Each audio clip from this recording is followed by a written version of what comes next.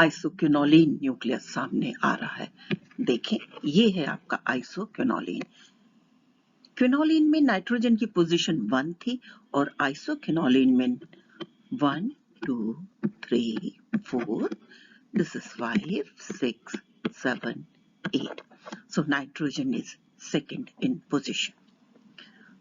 जब हम देखते हैं तो ये आइसोक्विनोलिन न्यूक्लियस अल्कलॉइड सिस्टम में प्रेजेंट है। कोलतार से इसका एक्सट्रैक्शन किया जाता है। किस तरह से हम सिंथेसाइज कर सकते हैं, तो देखिए, तो सिंथेसिस का एक तरीका हमारे सामने जो आ रहा है, ये देखिए, इसको अगर हम ए कहते हैं तो ए, ये सिस्टम ए आपका दिया हुआ है, यानी पूरा एक बेंजीन रिंग का सिस्टम है। ये 2 कार्बन का सिस्टम और यहाँ पर टर्मिनल पोजीशन पे नाइट्रोजन आ रही है। एक दूसरा सिस्टम जहां सिंगल कार्बन है, तो अब हमें करना क्या है कि किसी तरह से इस बेंजीन रिंग और कार्बन के बीच का बॉन्ड बन जाए और ये नाइट्रोजन और कार्बन के बीच का बॉन्ड बन जाए, तो ये हम इस सिस्टम को सिंथेसाइज कर सकते हैं। दूसरा क्लीवेज का तरीका देखिए क्या हुआ है, ये यहां से ड्रॉ कर लीजिए, इसको ले लीजिए बी। तो जब आप यहां से ड्रॉ कर रहे हैं तब हम क्या पा रहे हैं, एक तो बेंजीन रिंग का सिस्टम है और यहाँ पर एक कार्बन का सिस्टम है। दूसरी तरफ देखें तो चौथा और तीसरा कार्बन और इधर से ये नाइट्रोजन, तो कुल मिला के 2 कार्बन और एक नाइट्रोजन का सिस्टम हो, उनकी भी मदद से हम सिंथेसिस कर सकते हैं। तो ये कुछ तरीके हैं जिनसे सिस्टम को सिंथेसाइज किया जा सकता है। क्या सिंथेसिस होगी वो अब आगे आपके सामने आ रही है। तो ये सिंथेसिस का मेथड आपके सामने आया और ये सिंथेसिस है जिसका नाम है Bischler Napieralski synthesis. Bischler Napieralski synthesis, NAPIERALSKI। तो ये सिंथेसिस क्या है, कैसे क्या रिएक्टेंट है, वो आपके सामने आ रहे हैं। देखें आप, तो acyl derivative of a beta phenyl ethylamine, acyl derivative of a beta phenyl ethylamine is treated with dehydrating agent. It may be phosphoryl chloride or phosphorus pentaoxide or some Lewis acid to give dihydroisoquinoline, which on dehydrogenation produces isoquinoline.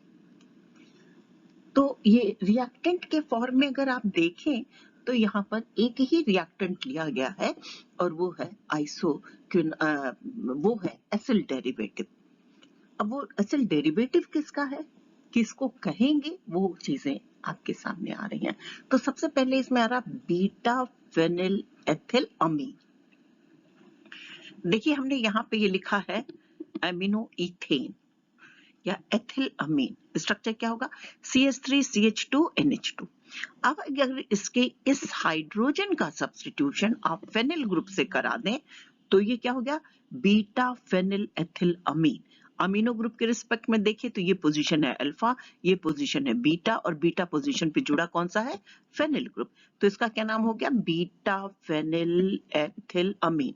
और आपका reactant क्या होना चाहिए, acyl derivative. सिर्फ beta phenyl एथिलमीन ही नहीं, इसका acyl derivative होना चाहिए। तो देखें तो एसिल डेरिवेटिव के लिए, क्योंकि बीटा फेनिल एथिलमीन को अगर आप देखें तो एक तरफ एमिनो ग्रुप हो गया और एक बेंजीन रिंग हो गई और 2 कार्बन का सिस्टम आ गया, लेकिन अभी भी एक कार्बन मिसिंग है। तो हम उसके लिए क्या करवा रहे हैं, एसाइलेशन। ये रिएक्शन क्या है, एसाइलेशन रिएक्शन है। एसिल हैलाइड के प्रेजेंस में रिएक्शन हो रही है। तो जब एसिल हैलाइड के प्रेजेंस में रिएक्शन हो रही है तो हो क्या रहा है कि एसाइलेटेड डेरिवेटिव बन रहा है। एसाइलेशन नाइट्रोजन पे हो रहा है, HCl का रिमूवल हो रहा है और यहाँ पर आपको एसिल डेरिवेटिव मिल रहा है। ठीक है, अब अगर आप देखें तो अब आप देख रहे हैं कि एसिल डेरिवेटिव का जो स्ट्रक्चर लिखा हुआ है और जो आइसोक्विनोलिन का स्ट्रक्चर है उसमें तो सिर्फ इतना अंतर है कि यहाँ पे एक बॉन्ड बन जाए तो हमें प्रोडक्ट मिल जाता है। तो किस तरह से आप साइक्लाइजेशन करा रहे हैं, तो वो देखें। तो यहाँ पर यूज किया है फॉस्फोरिल क्लोराइड के सिस्टम को, जिसके प्रेजेंस में साइक्लाइजेशन हो रहा है और आपको डाइहाइड्रो डेरिवेटिव, दिस इज डाइहाइड्रो डेरिवेटिव, किस पोजीशन पे, 3 और 4। और इस डाइहाइड्रो डेरिवेटिव को पैलिडियम के साथ ट्रीट करते हैं। डिहाइड्रेशन रिएक्शन है और उसके साथ ही साथ डिहाइड्रोजनेशन, नॉट डिहाइड्रेशन। डिहाइड्रेशन मतलब रिमूवल ऑफ वाटर, डिहाइड्रोजनेशन मतलब रिमूवल ऑफ हाइड्रोजन। तो यहाँ से फिर आइसोक्विनोलिन अब बन जा रहा है। तो ओवरऑल रिएक्शन क्या है? पहला स्टेज क्या है? एसाइलेशन। एसाइलेशन किसका हो रहा है? बीटा फेनिल एथिल अमीन का, तो एसिल डेरिवेटिव मिल रहा है। दूसरा काम क्या हो रहा है? साइक्लोडिहाइड्रेशन। साइक्लोडिहाइड्रेशन किसके प्रेजेंस में हो रहा है? फास्फोरस क्लोराइड हो सकता है, फास्फोरस पेंटाऑक्साइड हो सकता है, या कोई लुईस एसिड ले सकते हैं। तो इससे आपको क्या मिलता है? इससे आपको डाइहाइड्रो डेरिवेटिव मिलता है। लास्ट स्टेज क्या है? Dehydrogenation in presence of palladium. तो ये 3 रिएक्शन है जो इन्वॉल्व है इस बैचलर नेदरलैंड्स सिस्टम में। तो ये इसकी मैकेनिज्म क्या है वो आज आप आगे देखेंगे। तो ये है रिएक्शन, और इस रिएक्शन के पैरेलल भी कुछ रिएक्शंस डिजाइन की गई हैं जो अलग अलग नाम से जानी जाती हैं। तो various modification of this method is also known. One is Pictet Gams synthesis and another one is Pictet Spengler's synthesis. तो ये है आपकी रिएक्शन। मैकेनिज्म के लिए हम लोग आगे चलते हैं। देखें आप मैकेनिज्म, तो मैकेनिज्म आपके सामने आ रही है। ये देखें, this is your acyl derivative of beta phenyl ethyl amine. यहाँ आपने लिया फॉस्फोरिल क्लोराइड POCl3। अब POCl3 का सिस्टम अगर आप देखें तो यहाँ से ये ऑक्सीजन देखिए, यहाँ पर डबल बॉन्ड का फॉर्मेशन हो रहा है। This becomes oxide ion, this attacks on phosphorus, halogen is removed, so this is phosphoryl derivative which is formed. Double bond NH और ये फॉस्फोरल डेरिवेटिव बन गया। अब इसके बाद इस कार्बन और कार्बन के बीच में ये पाई बॉन्डेड सिस्टम आ रहा है जो कि रिंग के फॉर्मेशन में जुड़ रहा है। आपको ये रिंग मिल रही है, लेकिन यहाँ पर ये जो बेंजीन रिंग है ये नॉन बेंजोनॉइड सिस्टम में बदल रहा है या नॉन एरोमेटिक सिस्टम हो रहा है। तो एरोमेटिसिटी रिटेन तुरंत हो रही है, H का रिमूवल H+ के फॉर्म में, formation of this benzene ring, and this is substituted by alkyl group and this system. Then the removal of this H from NH and this H and this whole group OPOCl2, this is removed, and formation of this one substituted, because at one position this alkyl group is present, this R is present, one substituted 3,4-dihydro isoquinoline, and this isoquinoline undergoes dehydrogenation in presence of palladized carbon or sulfur or selenium. Palladized carbon or sulfur or selenium at higher temperature, then dehydrogenation takes place and formation of this isoquinoline derivative. So this is cyclization reaction. Cyclisation या और आप इसको cyclo dehydration reaction भी कह सकते हैं। Dehydrogenation system में हो रहा है और इसके साथ ही साथ रिंग का फॉर्मेशन हो जा रहा है। तो ये है आपकी आइसोक्विनोलिन, सब्स्टिट्यूटेड आइसोक्विनोलिन का फॉर्मेशन। प्रॉपर्टीज और रिएक्शंस को अगर आप देखें तो सिस्टम में सारी प्रॉपर्टीज आपके पिरिडीन जैसी, क्योंकि यहाँ पर भी क्या है, अगर देखें आप तो क्या पा रहे हैं, एक रिंग बेंजीन है, एक रिंग पिरिडीन है। तो pyridine type reaction, benzene reaction, very much reactions are similar with your quinoline system. तो क्विनोलिन, आइसोक्विनोलिन, पिरिडीन, इन सब का नेचर मोटा मोटी आप कह सकते हैं जैसा है। कुछ रिएक्शंस यहाँ पर जरूर हमने आपके सामने रखी है। जैसे सबसे पहले तो देखें तो सिस्टम में बेंजीन रिंग प्रेजेंट है, तो ये है कि इलेक्ट्रोफिलिक सब्स्टिट्यूशंस होने ही हैं। अब इलेक्ट्रोफिलिक सब्स्टिट्यूशन कहाँ पर होंगे, तो उसके लिए देखें ये है इलेक्ट्रोफिलिक सब्स्टिट्यूशन बताया है मैंने यहाँ पर कि इलेक्ट्रोफिलिक सब्स्टिट्यूशन की बेस्ट पोजीशन है बेंजीन रिंग। अब बेंजीन रिंग में भी आपके पास जो पोजीशन है वो देखिए, 2 कार्बन 5वां और 8वां, 5वां और 8वें की एक पोजीशन है और दूसरी पोजीशन आपकी 6ठे और 7वें की है। तो अगर 5th पोजीशन पे अटैक हो रहा है, ये देखिए, this is the intermediate by 5th and this is the intermediate by 8th attack, and this is the intermediate by 6th attack, and it has been found that the intermediate which is stable is with the 5th, followed by the 8th, and the least with carbon 6th. So the electrophilic substitution takes place easily at C5 as well as C8, but the chances of C5 is much higher. ठीक है, तो 5 और 8 दोनों पर substitution हो रहा है। जैसे यहाँ देखें तो यहाँ पे क्विनोलिन के साथ नाइट्रेशन रिएक्शन दिखाई गई है। नाइट्रेशन में नाइट्रिक एसिड सल्फ्यूरिक एसिड के प्रेजेंस में हो रहा है, तो 5 नाइट्रो डेरिवेटिव में मिल रहा है और 8 नाइट्रो डेरिवेटिव में मिल रहा है। लेकिन 5 नाइट्रो और 8 नाइट्रो डेरिवेटिव में अगर हम इनका रेशियो देखें तो हम पाते हैं कि 5 nitro derivative 9 times more than the 8 nitro derivative. Sulphonation होता है, then we will get the 8 sulpho derivative. Dipole moment system में प्रेजेंट है और ये वैल्यू आपके सामने। बेसिक स्ट्रेंथ को अगर देखें तो basic strength is same as with pyridine and quinoline. तो इलेक्ट्रोफिलिक सब्स्टिट्यूशन सिस्टम में प्रेजेंट है, बेंजीन रिंग में होंगे, दूसरी रिंग pyridine की है तो वहां न्यूक्लियोफिलिक सब्स्टिट्यूशंस हो जाएंगे। नाइट्रोजन पे देखें तो एल्काइलेशन एसाइलेशन की रिएक्शंस भी देखी जाती है। तो ये है इलेक्ट्रोफिलिक सब्स्टिट्यूशंस, जैसा भी आपने क्विनोलिन में देखा है, pyridine में पढ़ा है, ठीक उसी तरह से यहाँ पर प्रेजेंट है। खास करके क्विनोलिन से मिलता जुलता रिएक्शन आइसोक्विनोलिन के केस में है। अगला रिएक्शन आप देखें तो वो आता है कि जो नाइट्रोजन प्रेजेंट है उसकी वजह से किस तरह के रिएक्शंस हो रहे हैं। तो देखिए ये है आपका नाइट्रोजन का सिस्टम। तो पहली रिएक्शन देखें दिखाई गई है यहाँ पे एल्काइलेशन, एल्किल हैलाइड के प्रेजेंस में। तो एल्किल हैलाइड के प्रेजेंस में जब रिएक्शन हो रही है तो यहाँ पे देखें सॉल्ट का फॉर्मेशन हो रहा है, दिस एल्किल के साथ एंड एल्किल आयोडाइड का सिस्टम का फॉर्मेशन हो रहा है। और जब हम इसका कह सकते हैं हाइड्रोजनेशन करा रहे हैं सोडियम बोरोहाइड्राइड के प्रेजेंस में, रिडक्शन करा रहे हैं सोडियम बोरोहाइड्राइड के प्रेजेंस में, तो हमें एक रिंग तो बेंजीन रिंग इंटैक्ट मिलती है, ये जो pyridine रिंग है इसका रिडक्शन हो जाता है। तो यहाँ पे देखें एन मिथिल डेरिवेटिव हमको मिल जाता है।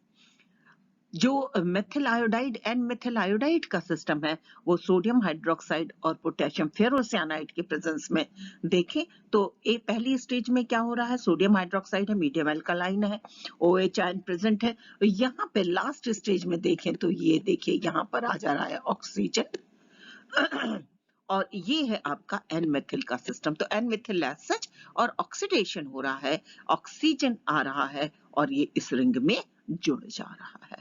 तो जो आइसोक्विनोलिन का है तो N methyl 1 oxo N methyl isoquinoline, 1 oxo N methyl isoquinoline का सिस्टम हमको मिल जाता है।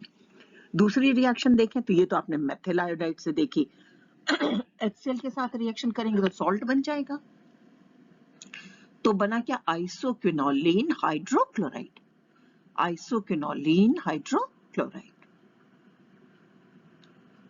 अगली रिएक्शन देखें तो it is with peroxy acid, this is with peroxy acid, C6H5C triple OH। अब peroxy एसिड है तो एक ऑक्सीजन आकर के नाइट्रोजन से जुड़ेगा, so there is formation of an oxy compound and this N-oxy compound behaves like phenoxy compound, so in such type of system substitution may takes place like phenoxy derivative। अब यहाँ पर देखें तो N oxide बन रहा है, acetylation करा रहे हैं तो आपको एसिटिल डेरिवेटिव सेकेंड पोजीशन पर आकर के मिल रहा है। और एक्चुअली यहाँ पर अगर देखा जाए तो एडिशन है और एसाइलेशन हो रहा है और सेकेंड पोजीशन पर आपके एसिल ग्रुप आ रहा है। न्यूक्लियोफिलिक सब्स्टिट्यूशन का, न्यूक्लियोफिलिक सब्स्टिट्यूशंस होंगे किस पोजीशन पे होते हैं pyridine के, तो सेकंड पोजीशन पे होते हैं। तो यहाँ पे भी देखिए एमिनेशन रिएक्शन लो टेम्परेचर पे आसानी से हो जा रही है और एमिनेशन आपके फर्स्ट कार्बन पे हो रहा है। नाइट्रोजन के रिस्पेक्ट में ऑर्थो पोजीशन पे, अदरवाइज नंबरिंग के हिसाब से देखें तो फर्स्ट पोजीशन पे 1 एमिनो आइसोक्विनोलिन हमको मिल जाता है। यहाँ पर एक सेंटेंस मैंने लिखा है, amination in case of isoquinoline takes place at very low temperature of minus 65 degrees, while in case of pyridine, it needs strong heating. That means the nucleophilic substitutions can easily take place in case of isoquinoline. अगला system देखें, isoquinoline है, ये क्या है, butyl lithium. ये क्या है, butyl lithium. तो ब्यूटिल लिथियम के साथ जब रिएक्शन करवा रहे हैं तो सबसे पहले यहाँ पर ब्यूटिल लिथियम आकर के जुड़ रहा है और फाइनली ये रिएक्शन जो है नाइट्रोबेंजीन के प्रेजेंस में हो रही है और जो प्रोडक्ट आपको मिल रहा है वो 1 ब्यूटिल डेरिवेटिव मिल रहा है, 1 ब्यूटिल डेरिवेटिव मिल जा रहा है। तो यहाँ पर आप आसानी से देख रहे हैं कि किस तरह से आपको एन ब्यूटिल डेरिवेटिव मिल रहा है। न्यूक्लियोफिलिक 1 एल्काइलेशन, एल्किल ग्रुप का जुड़ना है और यहाँ पर जो ये डेरिवेटिव है, this is 1,2 dihydro derivative, this is isolable, isolate किया जा सकता है, this is isolable 1,2 dihydro adduct. So 1 alkylation takes place and this is the nucleophilic alkylation, which is with organolithium compound. अगली रिएक्शन है डिस्प्लेसमेंट रिएक्शन की, तो nucleophilic addition, nucleophilic substitution reaction यहाँ हो रहे हैं। डिस्प्लेसमेंट देखें तो यहाँ पे एक 2,4 डाइक्लोरो डेरिवेटिव लिया गया है और सोडियम एल्कोक्साइड के साथ जब ट्रीट करते हैं तो हमें 1 एल्कोक्सी डेरिवेटिव मिल रहा है। तो यहाँ पर एडिशन है followed by the elimination reaction and the formation of this 1 alkoxy, 1 halogen is displaced by this alkoxide ion and alkoxy derivative is formed. The oxidation and reduction, both type of reactions are seen in this system. In reduction, this pyridine ring undergoes reduction easily. That's why tetrahydroisoquinoline is formed. So it is 4 hydrogen on this pyridine nucleus. In case of oxidation, we will get this pyridine 3,4 dicarboxylic acid. That means in case of isoquinoline, when oxidation takes place, then this benzene ring is broken and there is formation of this pyridine 3,4 dicarboxylic acid, which is also known as cinchomeronic acid. Cinchomeronic acid. So in case of isoquinoline, it was nicotinic acid. Here it is the cinchomeronic acid which is formed. So this is about isoquinoline. So you have to, you can correlate with the chemistry of quinoline as well as the pyridine as well as benzene. So the reactions of this isoquinoline nucleus are very much similar to that of quinoline, and the important method of synthesis is Bechler-Naparlansky method in case of isoquinoline, and in case of quinoline it was Scrop synthesis. So this is all about this fused ring system in which you have studied the indole, quinoline and isoquinoline. So this is all about this system. Thank you very much.